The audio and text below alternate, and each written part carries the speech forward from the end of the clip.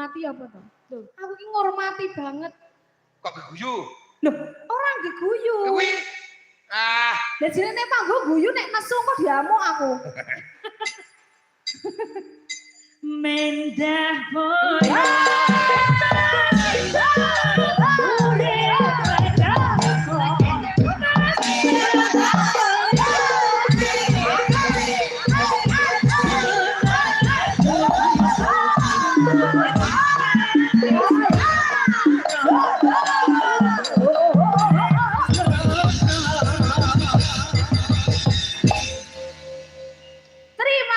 nggih, monggo legah piye kalih. Nah, menika wonten selingan musik malih menika saking panjenenganipun para waranggana. Sing ket mau diarep-arep karo para sedulur-sedulur adiku laras iki supaya ngaturake tembangan. Ya, ana sing ngersake grajakan Banyuwangen, ana sing ngersake topeng monyet, ana sing ngersake baji jor kahut. Oh iya, ayo sapa ditarake ro Denok. Laras, yo daturi jumeneng. Nak, ayo nak. Mas ojo dipleroki.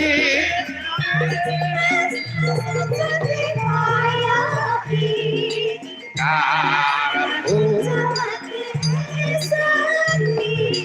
tinggal akumu bicara ojo ditinggal kapribaden katimuran. Boyo sing eling iku budaya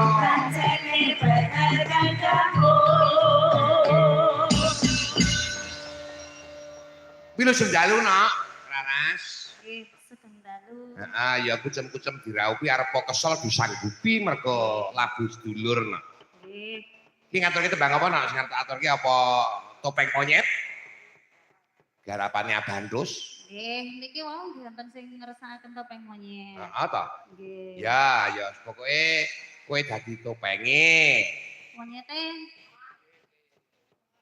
ora aku lho monyete ora aku lho kok wis digenti meneh ngopo ora ditokke sing mau teh wae kepiye apik sing mau teh mau lho iki heeh aku diarani ngerogoh ya aku ra penak iki Mbak Yumu nonton kok omah Pak bapakne iki ngerogoh kok saiki lah terus mbok sesuk nek wis ning omah Jal iki digocek sing lanang apa iki goleke heeh sing lanang kepiye digoceki Jal heeh piye nah blangkone buka iki heeh blangkone buka heeh njuk nggon jenengan Jal dibuka blangkonku heeh wah kok nek nganti grimis mesake sing dodol ora jarene lak kowe jenengan lak meng arek tak padake lho tenan kurang ngono ya padha kadang ya fotokopinya ane ngarep botak aku lak ora ngentutan kaya kowe kowe iku arep nele ayu ning ngentutan iki padha kok sing ngono lah kok mulane lak jenengan sik to sing marahi aku mau krungu kabar eno